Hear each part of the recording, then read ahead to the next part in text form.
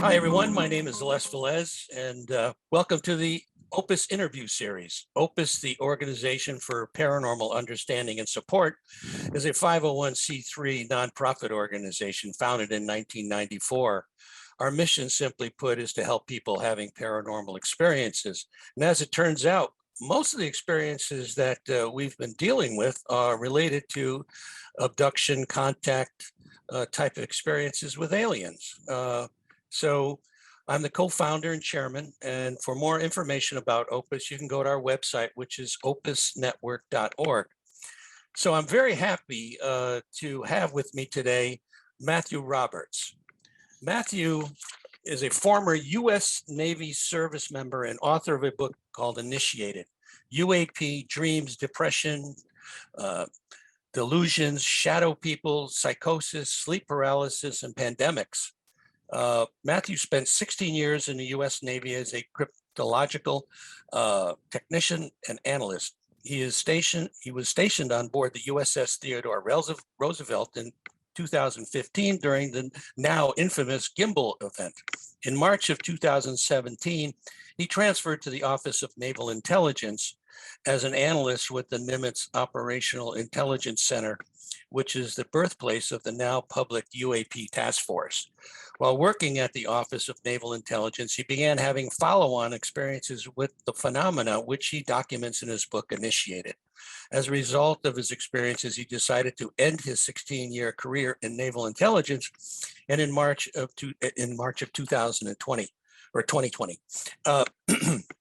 Anyway, Matthew, you just recently presented at the MUFON Symposium in Las Vegas, and part of your abstract, I'd like to read that to the audience because I think it's meaningful and sets the stage for your presentation. He says basically, I'll never forget watching the announcement video of the founding of the To the Stars Academy of Arts and Sciences. There were all of these people on the stage that had worked for the government behind closed doors, just as I had. So I was sure of their credibility. As the video began to play, there was a quote on the screen behind the seated panel of these individuals. It was a quote from Mark Twain: "The two most important days in your life are the day you are born and the day you find out why." On its face, it seems like it's just some poetic statement about life. But what if I told you that this is in fact possible, that it is in fact possible to know the true nature of the universe and yourself? It seems like this is a bold statement, but this is the case. You don't need science to explain this to you. You can know it for yourself, and it's really not complicated at all. There are people who know this right now. There is a natural process by which you can discover this truth within yourself, and I would even go so far as to say that this is what you are supposed to do. And continuing, the purpose of the interaction with these non-human entities is initiatory. It is an initiation into higher consciousness. There is a tear down and build up that conditions the mind into a way of thinking and perceiving, thereby allowing you to experience the universal truth for yourself. These situations occur on a yearly basis. They begin with the autumnal equinox and end with the spring, and I can't read that word. But anyway, basically the two transitions of the sun, which is an interesting fact, because my initial thought when I read that was that these things are going on not only during those times, but during the course of a year. But anyway, I'll turn it over to you right now and let you go into your presentation. Oh, okay. Yeah. So as you said, I worked in the Navy for 16 years as a cryptologist. So nobody can say, oh, that guy's nuts. I've been pretty well vetted. So after being on the Theodore Roosevelt and being present for what is now known as the Gimbal and Go Fast footage back in 2015, I transferred to ONI, where I had follow-on experiences with the phenomenon. And those experiences were difficult, to say the least. They started out in this very paranormal way. Um, I as soon as I got to ONI, the New York Times article had hit, um, and that was the article that introduced us to the fact that there was a government UFO program, an ATIP. It was called ATIP, and that they were founding this group that was going to be public, called To the Stars Academy of Arts and Science, founded by Tom DeLonge. So, back when this incident in 2015 happened, I had this kind of emotional reaction to the footage that I noticed other people weren't having. I had this, overwhelming feeling at the time that they were there for me, and that it was a situation in which someone might find out that they were there for me. So I started to get paranoid. But, at the time, all of that seemed very odd to me, that reaction. It really wasn't something that I could explain. I found I had lost my appetite. I was unable to eat for several days. And it really was kind of difficult. And at the time I thought, well, okay, all this stuff is real, this UFO stuff, but I really don't have anything to go on here. I mean, I figured this is part of some program that people are read into, and I'm not read into that program, so I'll just never know. So for a couple of years, I put it in the back of my head until this article hit. And then I thought, well, now I've got a place to start. The trained analyst in me said, okay, you can start here now. You just drill down on this organization. Who in this organization has written books? So I looked into that. I saw that Tom DeLonge had written several books. There was a man by the name of Colm Kelleher that was a part of the organization, and he Yep. wrote Hunt for the Skinwalker. Right. A hell of a book. Oh yeah. Yeah. my Yeah. God.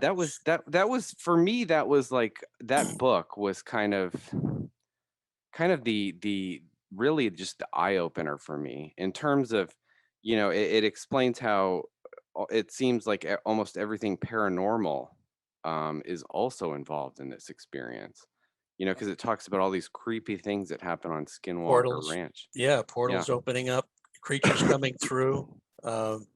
Yeah, I actually, Junior Walker, who was one of the initial MUFON investigators, sent me a report. This goes way back when the Sherman family still owned the ranch, and the drawings that I got from him and of the UFO that they actually saw there.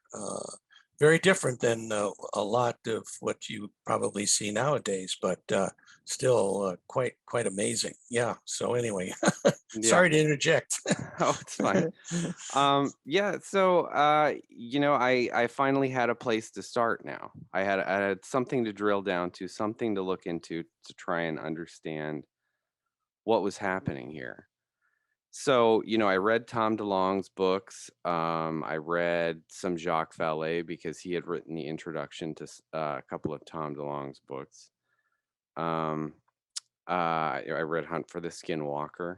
And so, I had this knowledge that, okay, well, it seems like a lot of paranormal activity is tied up in this as well, which was not something that I was aware of before. And so, I had reached at this point what I thought was the end of credible sources. And I thought, well, I guess I'm just going to have to wait for more releases from TTSA. But then the thought occurred to me that, well, that's not good enough. I need to keep looking into this for myself. By the way, when you sort of gave up on the credible sources, you never read any of John Mack's books? No, I had no, because at this point, the topic was still very new to me. Uh-huh. I had not, I didn't even know who John Mack was. Oh, okay. Never heard of him, Yeah. and that's really unfortunate because Yeah.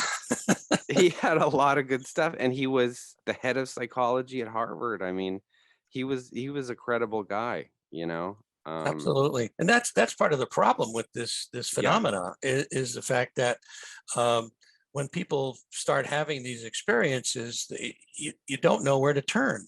yeah, And there's not enough publicity, if you will, about organizations that are out there that can help people. And that we got started, like I say, officially in '94, but we really started in '91 to work with people that are having experiences like what you're talking about. So anyway, go on. yeah, yeah, yeah, exactly. So that was like kind of the end of the road for me. But then I started to think about, well, in the end of one of Tom DeLonge's books, he leaves this cliffhanger in there about some tablets that the characters find, and I thought, well, what are those tablets? Let me look this up and see if I can figure it out. So I started looking up tablets, which led me to the Emerald tablets, which seem to have something to do with it because there's this statement, as above, so below, in those tablets that Tom DeLonge has in several of his books. So I thought, well, maybe this is it. And it said that, this is what these tablets are what gave birth to alchemy in the Middle Ages. And in reading the tablet, though, it seemed to speak to something more than just turning base metals into gold. It seemed to be something more than that. Mhm. So, I'm looking up these tablets. It talks about Hermetic teachings. It leads me to this book called The Kabbalion, which was first published in 1908 by one of the authors. His name was William Walker Atkinson. I have that book on my shelf. Oh yeah, Oh yeah, yeah. But yeah. actually, A lot of experiencers do. yeah, I've noticed. and and I don't know if I'm an experiencer, and I'll tell you that story a bit later on. But my son-in-law, who is one of the board members of Opus, actually got me onto that book, and he's Yeah, he's been into it for years. Yeah, it's a remarkable book. yeah, yeah. And so I started reading the synopsis of this book one night as I was looking into this, and it talks about how the universe is a mental creation and there's no such thing as coincidence. And it stated, the synopsis stated, oh, well, a lot of people have a problem with this book on this particular uh, subject because it seems to imply that we have no free will. Mhm. And so at the time I thought, well, this seems a little bit out there. I'm not gonna even bother with this. I'm not gonna look at this. I won't read it. And I thought, okay, so I'm at the end of my rope insofar as books. And then I started looking for a MUFON chapter that was near me. Didn't find anything. Um, I couldn't find anything with posts that were less than 10 years old. So I thought, well, there's that too. It's gone. I'm just gonna have to wait. And so with that, I went to bed that night. Um, Next morning, I get up. I have to drive down to Pax River from DC, which is like an hour and some change south of DC. So I'm on my way back to DC from Pax River, and I'm driving down the freeway, and this small hatchback comes up on my right hand side and cuts me off. And on the back window is this big graphic sticker that says, MUFON Maryland, find us on Facebook. How And I was, coincidental. yeah, I was like, oh, well, I don't do Facebook. So that's Hmm. why I didn't find him, of Yeah, course, yeah. that's the one place you would post about stuff is Facebook. And that was the one place I didn't look because I don't do Facebook. So, or I And you didn't. you still don't do Facebook, I do or now. At or you the do now? time, I did Okay, not. okay. Um, So I was like, oh, I'll create a Facebook page just to look into this, and that'll be good.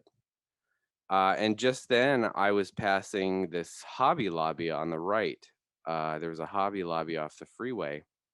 And I made a mental note of it because I'd never actually seen one of these stores, but I was aware of this whole controversy with a Supreme Court decision involving that chain of stores. So I continued on down the road. I got home. That night I was headed up to bed. And I had a roommate. I was renting a room in somebody's house because I had just arrived in DC. And my roommate was sitting on the couch, and I had to kind of walk in front of the TV to get up the stairs. And so I did that, and I started heading up the stairs, and he's watching CNN, talking heads on the news. And he all of a sudden says, "Do you know what's wrong with the Republicans?" And I said, "No, what?" And he said, "Hobby Lobby." And I was like, "What do you mean?" He said, "Oh, that Supreme Court decision allowed all this dirty money into campaigns and blah, blah, blah, so on and so forth." So I talked to him about it for about 5 minutes. And then I headed up to bed. I went up into my room and I shut the door and I started to think, it seems like a day of coincidences, with that hatchback cutting me off, and I was looking for MUFON. And then I was passing a Hobby Lobby, and suddenly my roommate just mentions that out of nowhere. And just then my heart started pounding. And I thought, this feels strange. I've never felt this before. It was like the kind of pounding you get with a rush of adrenaline, only I didn't Yeah. feel any adrenaline. Right. And I started to think, well, maybe it's just going to go away. So I sat on the edge of my bed for a little bit, hoping that this pounding would go away. It did not. It started to intensify, and then I started to feel this urge to get in my car and drive. And I had never felt the urge to get in my car and drive. So I was like, well, I'll just do this and I'll see that it's nothing. It's just nothing. It's all in my head, right? So I head down the stairs. My roommate had gone to bed by this point. And I get in my car and I back it out of my parking spot into the first point of a 3-point turn to get out of the driveway. And I put it in drive again, and I stopped. I paused, and I was like, I can't do this. It's getting late. I got to go to work tomorrow. For my own sanity, I can't do this, because if I keep this up, I'm going to be on these constant goose chases to nowhere in the middle of the night, and it's all in my head. I thought to myself, you have absolutely lost your shit, because you are you're about to go do this, and you're going to be in a straitjacket for long if you keep this up. So I said, okay, forget it. I'm going to bed. This is ridiculous. And just when I thought that, I felt the most uncomfortable thing I've ever felt in my life. I felt like I was attached to a light switch and someone had just flipped it, and I could feel like that buzzy kind of electrical shock feeling shoot through my body. And as that happened, I turned the wheel toward the road and my foot hit the accelerator, and then the buzzing stopped just in the same way that it started. It was just all of a sudden It was shut giving off. you a signal that you needed to keep going. Yeah. That's what it did. It's Yeah. interesting. When you talk about this electrical shock stuff, the support group, Opus has an online support group, which is totally confidential. And people have been talking about that recently a lot, about the feeling of this electrical feeling, and along with the other parts of the experience, but it usually gets initiated that way. Yeah, very interesting. Yeah. So, yeah.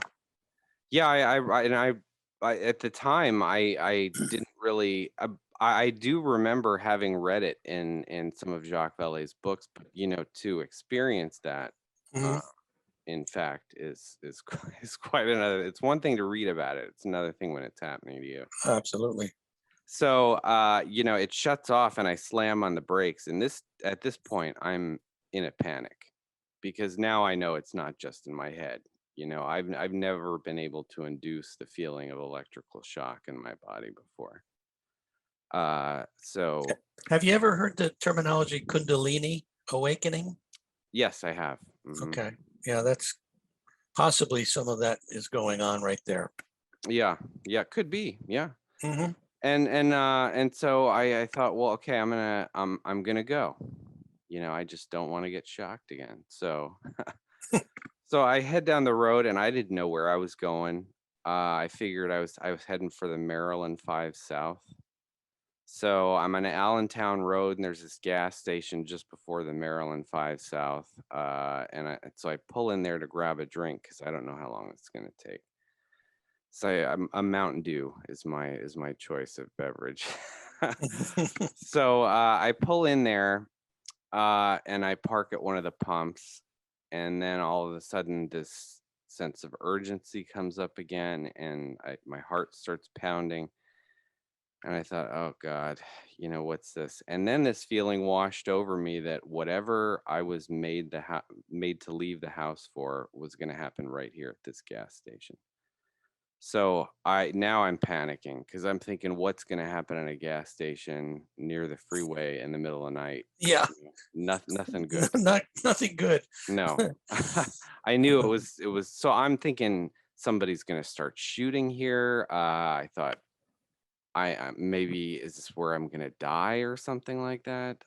This is crazy, you know. So I'm scanning around looking, and then I realized I parked right in front of it. I can see something that is completely out of place. Outside there were tables, because this place also sold like fried chicken and stuff like that. So at the tables out front, there were these people sitting there. There was a homeless guy, and then these two women. But the two women were just immaculately dressed. They were dressed in professional business attire. They looked like the type of women that I work with at O&I, and maybe they were about to go brief Congress. That's like how professionally well put together they looked. Wow. And yet here they are at a gas station at midnight eating with a homeless man. You know, it didn't fit at all. Right. So I'm looking at this, and I'm thinking this other feeling washes over me that I'm supposed to hear what they're talking about, because they're talking back and forth. And I'm still scared at this point. And I hear this booming voice just say, "Get out." Because I didn't want to get out of the truck. I Mhm. was not in a good place. So, you know, reluctantly, I kind of get out of the truck, and I'm walking across the parking lot. My legs are like wet noodles. I'm trying to like look like I haven't been crying because I've been in this panic for like the past half hour. Um, and as I walk past them, one of the women raises her hand in response to something that the homeless man says, and she points at him and she says, "You see?"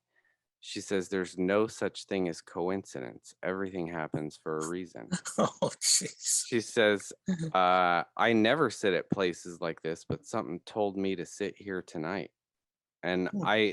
with that, I like entered the store, and I thought to myself, no way did that woman just say that.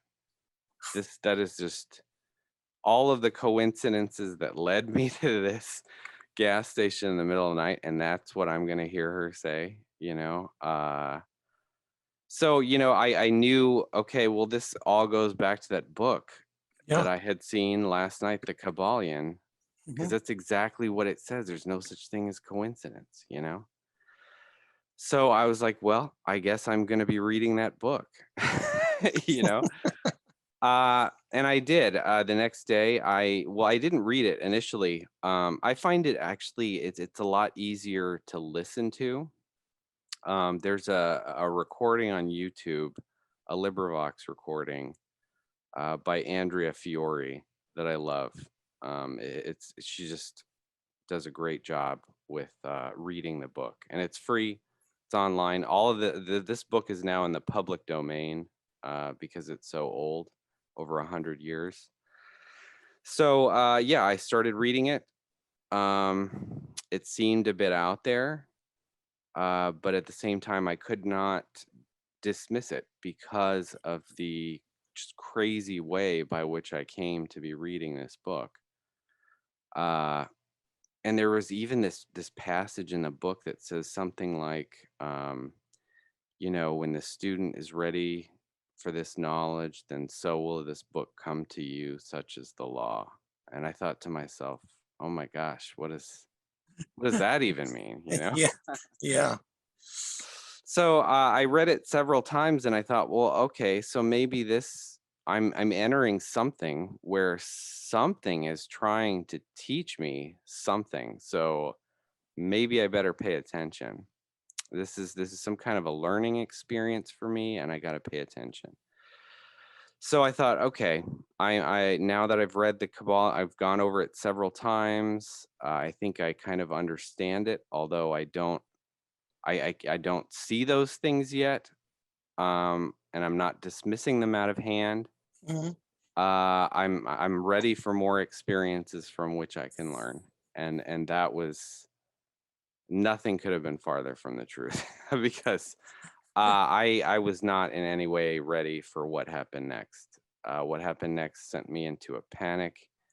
Um, uh, And during all of this time, there's nobody that you can talk to about no, what's happening.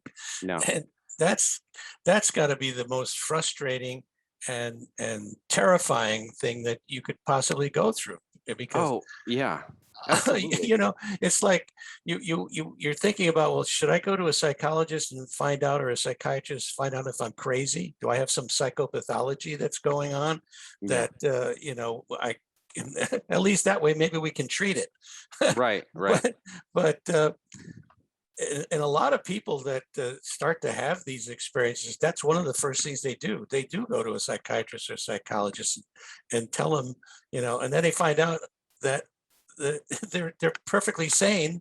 Mhm. And so then what? Right. Because most of these people are not familiar with the topic. Oh yeah, yeah. And that's the thing is, I don't know. When this started for me, I knew with this Kabbalion experience that I wasn't crazy, but this was something that occurred to me at work the next morning. I was thinking to myself, I know this is real. This is real. Something happened Mhm. last night, and and so to me it was real. But if I knew at the same time, I thought, well, if I ever told anyone this, they would think I'm nuts. Right. Nobody would believe this. I can't Yeah. even talk to somebody about this. So I decided, I'm just going to keep this to myself. I didn't tell anybody about it. Um, Right. and in fact, I didn't tell anybody about any of this for a long time. Um, it was many, many months later that I finally started talking to anyone about it. Um, Who did you actually talk to first? Do you remember? uh, it was my brother Your first. brother. Okay. Yeah, and he actually believed me. Because so he was the one who turned me on to this article in the New York Times. I didn't even know it had hit the New York Times. He sent me a text message one day, and he's like, "Hey, did you see this?" And I was like, "No, I haven't seen it." So I read the article and I watched the footage. It was the Gimbal footage that was Mhm. released with it, and I was like, "Wow." I saw this originally in a skiff back in 2015, and I couldn't make sense of why it had been released. you know uh and so and he called me later and he said, hey, have you ever seen anything like that? And I was forced to kind of admit to him, yeah, I was there when this footage was collected. Yeah.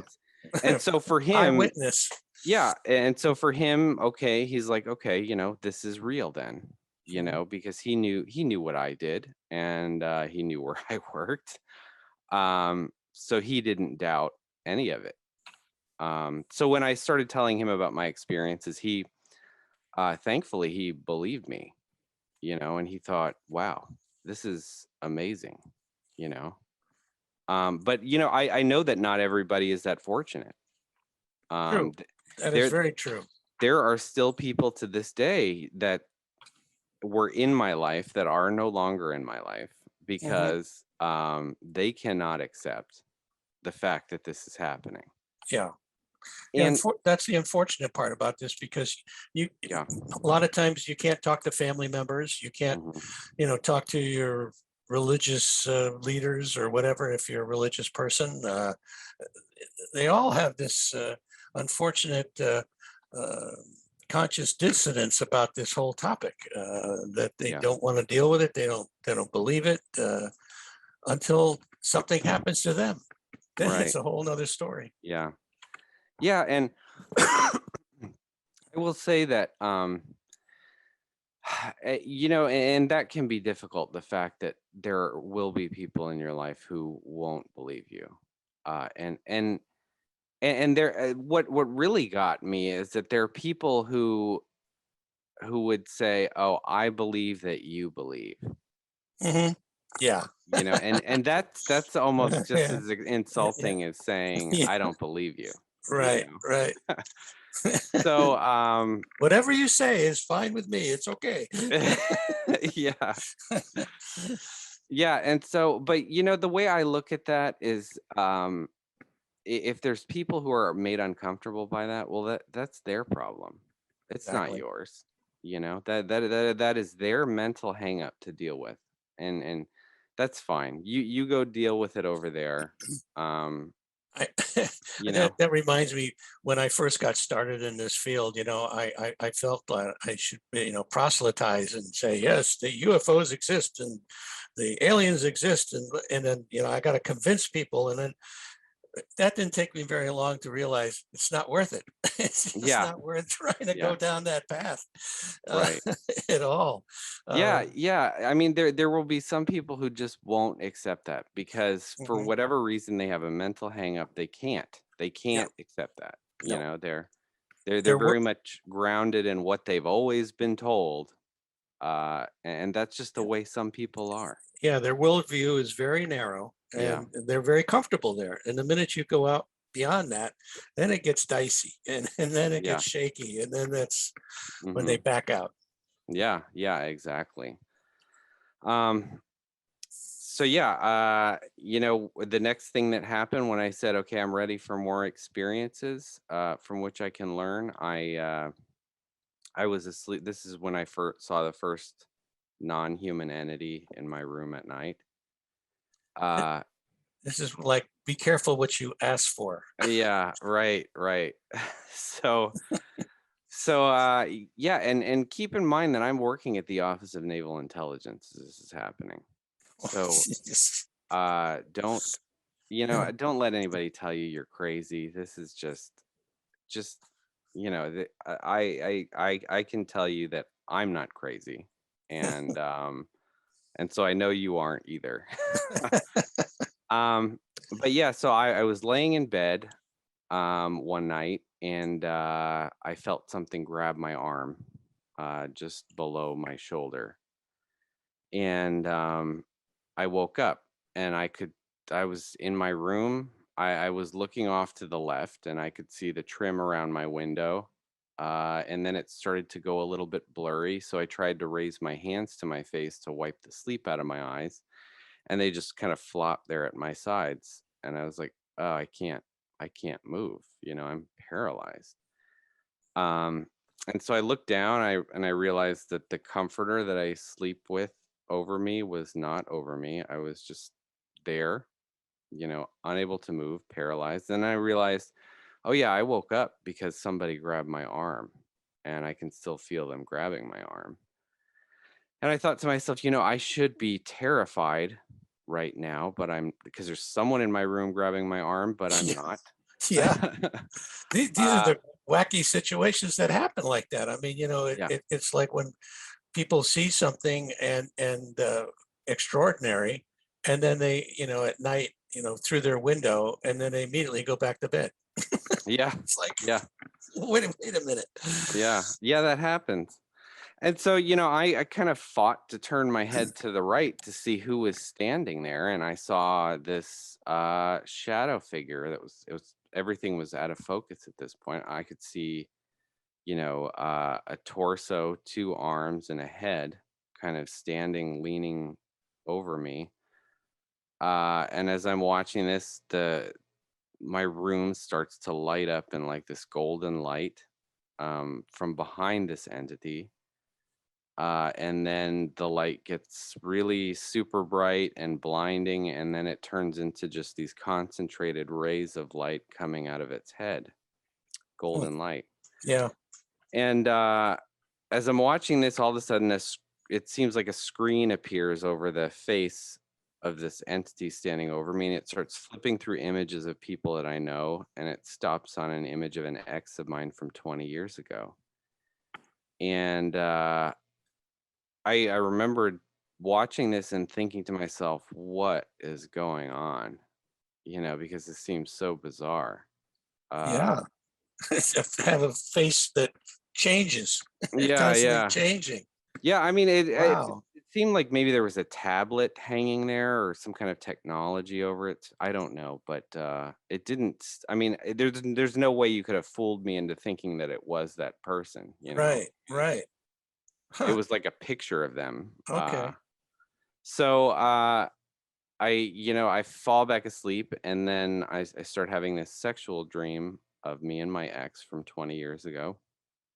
And then I wake up and I'm back in my room, and I can see that there is this clearly non-human female on top of me having sex with me. And my hands are on her thighs, and I can feel her skin is much thicker than normal human skin. It did not feel in any way human.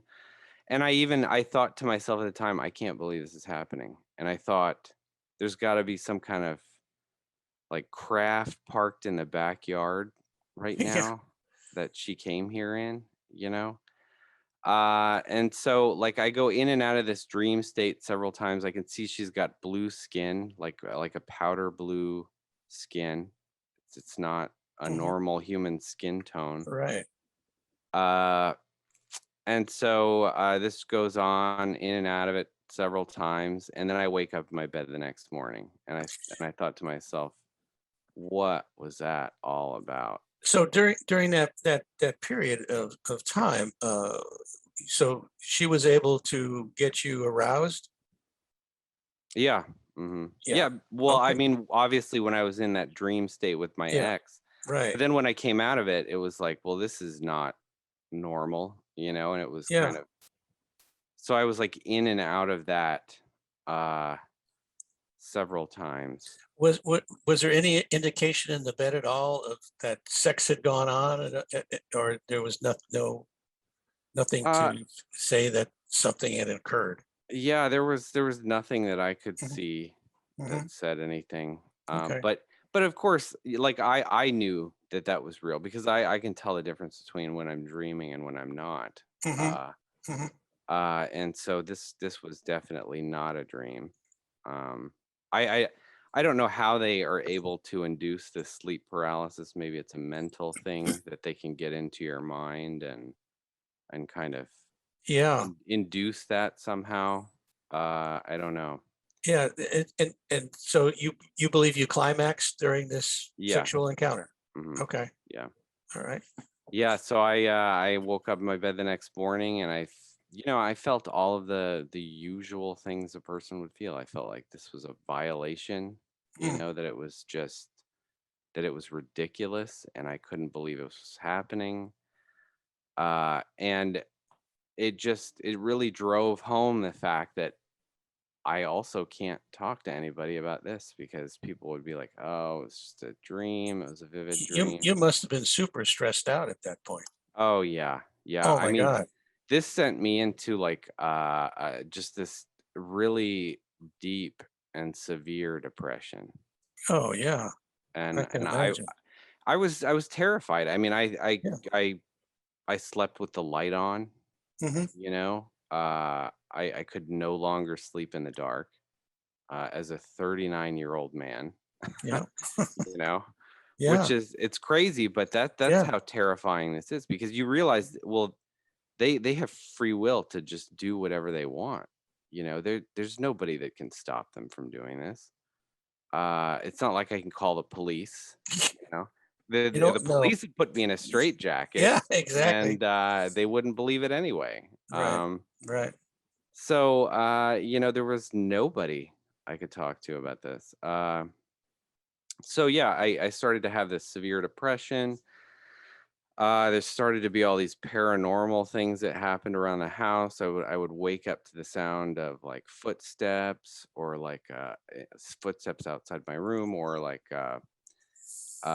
the sound of a woman screaming downstairs, or just pounding on the walls. I mean, it was just insane, and I was having constant nightmares at the time. They were so intense too. I would sometimes wake up from the nightmare, and I would fight to try and just get up out of bed. And it was like, it was almost like there was this unseen hand that was like, nope, and it was just pushing me right back into the nightmare. Mm.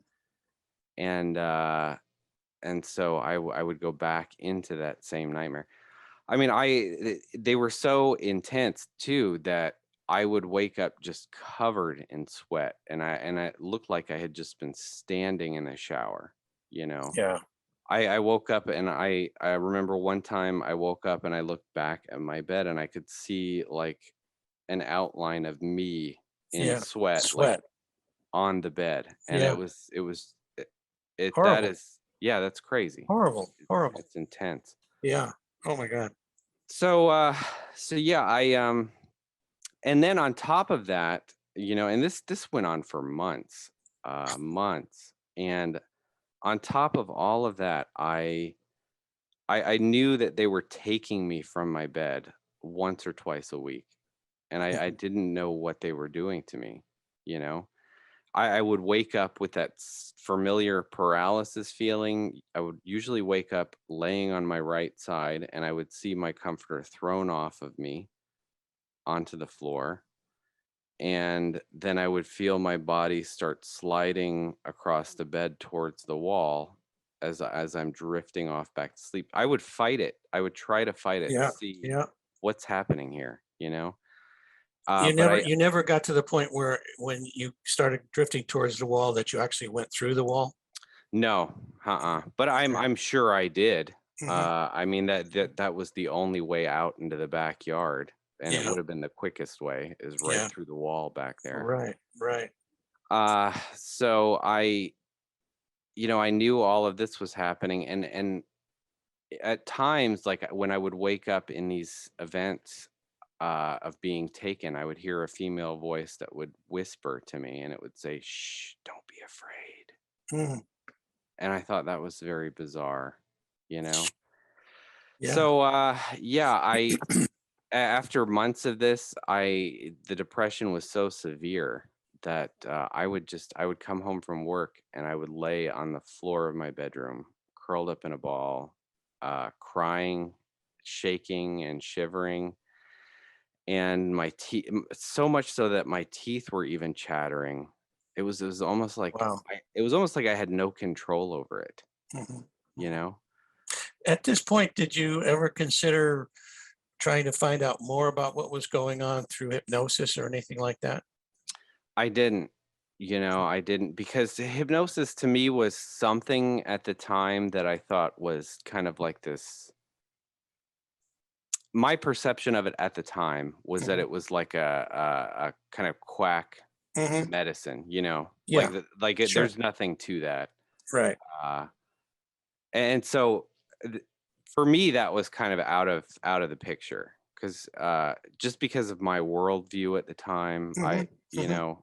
um, but yeah, so I never got regressed for any of this. Mhm. Um, but Are you interested in doing that now? I talked to Yvonne Smith about it, Oh, yeah. and She's one of our advisory board members on Opus, by the way. yeah. Yeah. Yeah, and she asked me, do you want to be regressed? And I thought to myself, I kind of don't. I mean, I Mhm. remember quite a bit of my experiences. Mhm. And so the stuff that I don't remember, I don't know that there would even be anything there, because when they were taking me from my bed, I don't know that I was ever conscious after that. You know what I mean? Like, Yeah. I might have been asleep for the whole thing, whatever they did to me. Well, when we talk about hypnosis, one of the things that always is recommended that if you're not sure about doing it, don't do it. Yeah. Because once the toothpaste is out of the tube, you can't put it back in, as they say.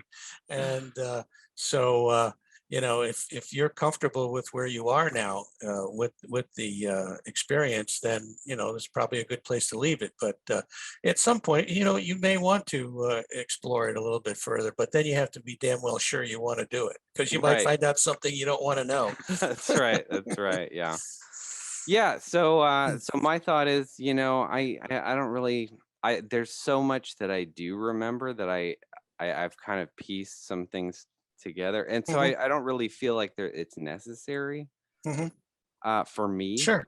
Sure. But that's a personal decision, Absolutely. and everybody's different, so, Yep. Yep. For so, sure. I mean, if you want to be regressed, I would say then do it. But if Yeah. you don't, then don't. Well, this is a good place for me to tell a quick little story. One of the things that OPUS set up when we got started was a support group in San Jose, California. And during one of these meetings, a person in the group said, "Oh, I've seen you before."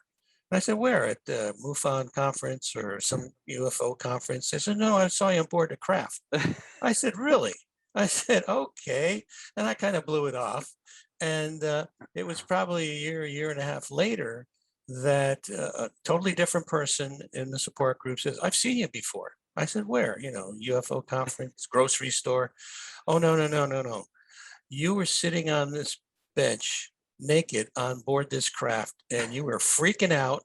And they told me to go over to calm you down."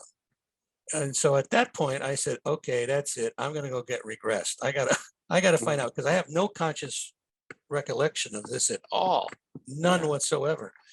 And so after three separate regressions by three different therapists, found nothing along those lines, but multiple past lives.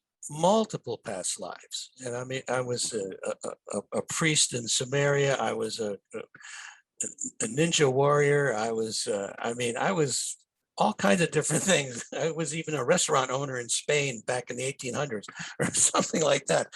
But, you know, nothing along the lines of alien contact or anything Yeah. like that. But I don't know if that's so far suppressed, which is possible because they talk about the ability that they have to suppress these things. And I wonder why I'm doing what I'm doing. Yeah. Starting this organization and doing what we do to help people. So, and Right. there are times when I say to myself, "That's enough, I'm done," and I get a phone call and I get pulled right back in. Yeah. It won't let me go. It won't let Right. me Yeah. go. Yeah. Well, I mean, I think things like this are important because it's important that people know that, you're not alone in this experience. Other people have had these experiences. You're not crazy. You're not alone, and it's Exactly. so it's so important to have that support when you need it. You Oh, know. yeah. Um, And it's just unfortunate that we can't reach out to more people, that more people don't know about it. And yeah. so we try to, put as much information out there as possible. As I mentioned, we got our website, and we're on Facebook, with a page and a group and things of that nature. So, but it's people like yourself though that have come out and written a book and published it and got it out there with our hmm good friend George. Yeah. Yeah. Our mutual friend. Yes, and so it's important that you do tell your story, and with the background that you have, I think people, you know, see that you're not a crazy person. Right. Yeah. You've had something very significant happen to you, and it's a phenomena that we don't fully understand. And Yeah. Yeah, and that was one of the reasons why I felt it was so important to write my book and to tell my story, because so many people who are experiencers, society just kind of writ large just dismisses this Hmm. as mental illness, or Yes. you're hallucinating, something like that, you You're a know. drug user. Right. Yeah. And I, and so if I can lend some kind of credibility to that conversation and say, hey, I had a top secret security clearance. I worked for the government for 16 years in intelligence. I worked at the Office of Naval Intelligence while this was happening to me. Yeah. Then I feel I need to do that. I feel it's my duty to do that because I just don't I can't stand that so many people get dismissed, even by their own family, you Yeah. know? Oh, it's terrible. It's And terrible. and so if somebody can, pull for their family, pull up an interview of mine and say, "Hey, this guy, worked at the Office of Naval Intelligence Hmm. while this was happening to him." Yeah. And that's, you can't tell me he's a nut, you Right. know?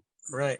By the way, this will be on YouTube eventually. It's going to be on our website as Mhm. well. I think you saw the other interviews on there, Yeah. and we're changing that up a little bit more. I think it was too complicated to see these these videos on our Mhm. website, so we're simplifying that process. But did you ever tell your boss at ONI or any of those people about your experience? Uh, so yeah, I did. I started to talk about it at work. I started, telling just kind of my immediate coworkers. Uh, and I will tell you that nobody thought I was crazy. Mm, They took me very seriously. Uh, so that's positive. That's yeah, very positive. yeah. But and that's part of the reason why disclosure is so important, because uh obviously the people that I work directly with knew a little bit more than the general public does. Hmm. So when this started happening to me, they didn't doubt it. Hmm. Um, Yeah, they have a great context to put this into. yeah, right, right. And that's, to me, that's one of the most unfortunate aspects of this entire thing. I think that for so long, people have been thought of as crazy or dismissed, and there were people out there possibly with information that would have said otherwise, Sure. and it wasn't public knowledge. So I Yeah.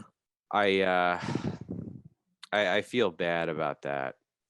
I And think what we've have already is disclosure. What I think yeah, we really need is confirmation yeah, of what's going on. And I think now that the government is really getting into it, and evidently the 2022, uh,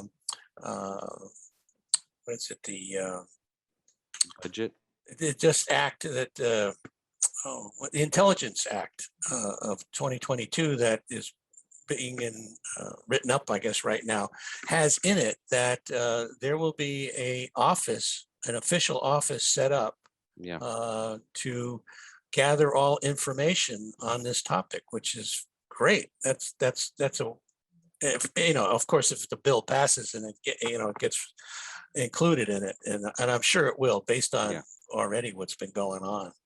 You know, I'm sorry. Go ahead. Go ahead. Yeah, you Yeah. Well, after you. I was it just came to mind when you said you had this relationship with this blue entity, that there was something else that occurred after that with regard to a possible child. Yes, yeah, yeah. Oh my. Yeah, well, so after months of all of this kind of inner turmoil and these experiences and being terrified, I thought to myself, well, how can I can't keep going like this. But I knew that what was happening to me was significant, and I needed Yeah. to figure out what was going on. Right. And so I decided that I had to keep going, but I couldn't keep going with all this paranoia, all this anxiety. So years earlier, I had visited like a haunted mansion, a Halloween thing. Mhm. And like halfway through the haunted mansion, I'm scared. People are jumping out at you, and it's a scary experience. And halfway through it, I thought, I don't have to be scared. What is this? Nothing's gonna happen to me here. And so I shut it off, and I just kind of walked through the rest of the haunted house. And it was almost, and I think I had paid like 20 or 40 bucks to get into Right, this thing. So it was right. like, I was like, man, why did I do that? Now I, No fun. No yeah, fun anymore. yeah, I Yeah, just totally threw out the window all of the whole point of it to get yeah, scared. yeah. So, but I realized that, I was able to turn that off. And so I thought, okay, I'm gonna shut that off because that's the only way I can continue with this experience and figure it out. Um, so I did that. And when I did that, the experience changed completely. I started to feel better. And then I started to feel better than I had in my entire life. And then I experienced what I think has always been described in the East as nirvana or enlightenment. Uh, I reached this phase of just uh, an inner knowing of what the universe is. Um, I realized I could feel the emotions of people around me. I kind of had an idea of what people who were approaching me were going to say. Um, You became empathic. yeah, I could feel people in a way that Mhm. I couldn't feel them before. Right. And not only people, but I could feel trees. I could feel the grass, Hmm. bugs, even my dogs. um, and so when I was in this state, I woke up one night with that familiar paralysis feeling, and they said, open your hand. I couldn't even open my eyes. Mhm. And so I opened my hand, and I felt this arm placed in my hand. And as it was being pulled away, I could feel its fingers were much longer than human fingers. I could feel the skin texture was the same as the blue female. And as they were pulling that arm away, I felt like this, all these, the only way I can describe it is like static electricity, like Mhm. sparks around my hand. And I got this mental impression of particle entanglement and reincarnation. And this female voice said, so you can come back to us. Hmm. And to me, that made perfect sense because I had been reading these books by William Walker Atkinson. And one of the things he talks about is reincarnation. Right. And he says that you'll always reincarnate to your highest potential. And so it occurred to me, well, my DNA with them must be evidence of my new highest potential. And so that's what they're talking about when they say, so you can come back to us. From the time that you had the encounter with the blue woman, we'll call her a woman, Mhm. and the time you had this other incident where you felt these small, long fingers, Yeah. did you have how much time had elapsed roughly? Oh, it was probably about 6 or 7 months. Uh-huh. Yeah. Interesting. Hmm. And okay, all right. Um, Now, did you feel that this new small person was yours? I Not in the traditional sense because at this point I knew that, so there had been a whole bunch of other things that had happened, but I knew that death was not a finality at this Mhm, point. I'll say that. And so I felt like this was a result of that experience and that was my DNA, but mhm. I at no point felt like this Was you? child was Yeah. in any way a child. It was Uh-huh. more like it was more like just a being that had been reincarnating for, you know, Mm, thousands, if not millions of years. mhm. And so it had conscious recollection of that, but so this was no child, in fact, Oh, okay. it was Okay. it was physically it was a child, but It was a lot older that in mentally terms. Yeah. it was A lot. something Yeah. very old, Okay. Okay. All right. So yeah, there was that. And I started researching all of this um after the fact, and I followed kind of William Walker Atkinson's advice in terms of, the way you can use your mind, and the way that people don't realize that they can use their mind. Mhm. And so I would think about something. I would wonder about something, and then within a few days' time, some book would come my way, or some phrase would pop into my head, or I had this voice that I would hear upon waking, that would give me the names of authors or books or something to look at in terms of what I was wondering about. And so one of the things that had happened was I had this dream in which I was sitting across from an elderly gentleman. He had it's a beard, kind of heavy set, and he had this deep voice, and he was teaching me about human psychology. Mm. And I was asking him questions about it, and he was answering them. And as I woke up from that dream, I had this name, Robert Moore, that I heard in my head. So I wrote it down.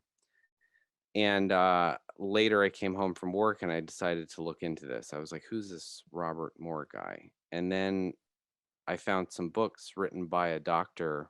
Robert Moore, and he was a psychoanalyst in Chicago. So I did not understand the totality of my experiences until I read a book by him called The Archetype of Initiation. Mm. And it was in reading that book that I was like, oh, that's what this was, you know? Um, and so I have since read everything that he wrote. Um, and it was in reading The Archetype of Initiation, I put it down one day and his picture was on the back. And when I came back to it, I grabbed it and I was like, wait, that's the guy from my dream. That's the guy that was teaching me about psychology. Huh. And it turns out he had died about a year before my experiences began. So yeah, there was that. And I get proof of this every Yeah. day. Wow. I'll be introduced to something in a dream, or something will be said to me that I had no idea was a thing before, and then I'll go Google that when I wake up, and I'll find it. And so I kind of get this proof that Yeah. this is in fact Confirmation. the way of things, you Yeah. know? It's So yeah, amazing. It's it amazing. is. It is. It's really amazing. One of the things that we do for authors like yourself, we'll post your book on our website, Mhm. and we have a deal. We're basically an Amazon associate. So anytime anybody buys a book off that site, we get a commission for that, which helps our nonprofit cause, because you Mhm. always need money to continue to do what we're doing. Oh yeah. And the thing that I think that, and if based on your presentation, the journey that you're on is a spiritual journey. There's no Mhm. question about it. It's a process that people like yourself go through. And, whether it starts off bad, uh, you know, 85% of these things always turn out to be positive. Still, there are negative ones that continue, but the vast majority have a positive experience in the long run. And it is a spiritual journey. It's not a religious journey. It's a spiritual Yeah. journey. And Mhm. that, we need to be better, not only to ourselves, but to our fellow man, to the planet. These are all positive, wonderful things that, Right. these interactions are happening.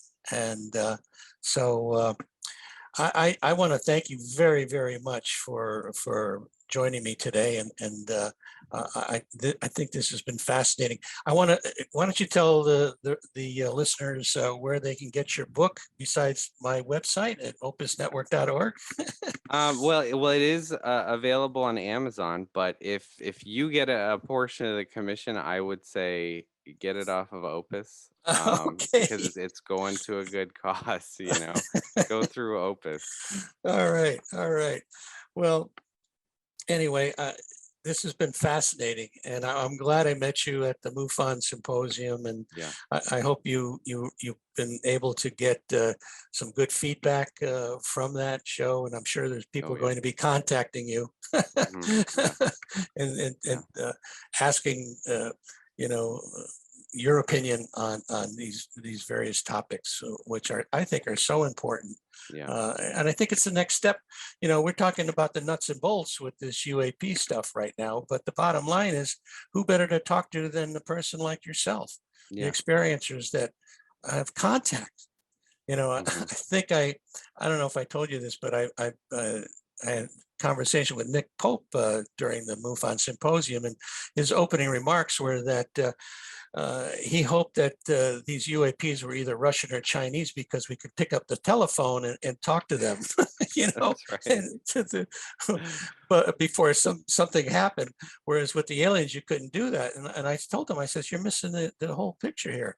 I said, if you talk to an experiencer, they can talk to these telepathically. They can talk to these entities telepathically. And there are people that do it very well. And Yeah. people like Kit Green and Gary Nolan, who have, done experiments with these people, that are quote unquote psychic, have psychic abilities, and certain things going on in their brain, with the caudate putamen area of the brain, and that these seem to be following family lines. And I think you talked about, bloodlines as an area that these entities seem to be following. And by the way, do you have any family members that you know of that have had contact like this? I think that my great grandmother did. Because back in the 1920s, after the birth of my grandfather, she was institutionalized in an insane asylum. Oh, yes. And Yes. never heard from again. And Oh, so boy. yeah, but the thing that really struck me about that and that didn't sit right was that at the time my mother's family was like incredibly wealthy. So not only would that have been scandalous, but with all of that wealth, why was an insane asylum the best they could do? That just didn't sit right with me. Yeah, and that happened to the royal family too. They put away a number of their children, that probably weren't crazy. They've been having, contact of some sort. Yeah. But, and unfortunately, I think in the past this wasn't very well understood, and so that is what ended up happening to people. Exactly. And hopefully we've come a lot further, and people are more open to this. And so again, I thank you. And once again, just to remind the listeners that Opus is a nonprofit. We depend on donations. So if you go to our website at opusnetwork.org, press that donate button, and we appreciate it. Thank you very much. And thank you, Matthew. It's been a fascinating time with you, and I hope to do it again. I'm sure you're going to come out with another book too. Yeah, I'm working on another one. See, so yeah. I knew it. I just felt it right through here. Yeah, thank you very much, Les. Thanks for everything you do. I appreciate it. Oh, good. Yeah. I'm glad, and I thank you so much, and I appreciate the fact that you came out and wrote that book. That's fantastic. Thank you. I'll be buying your book.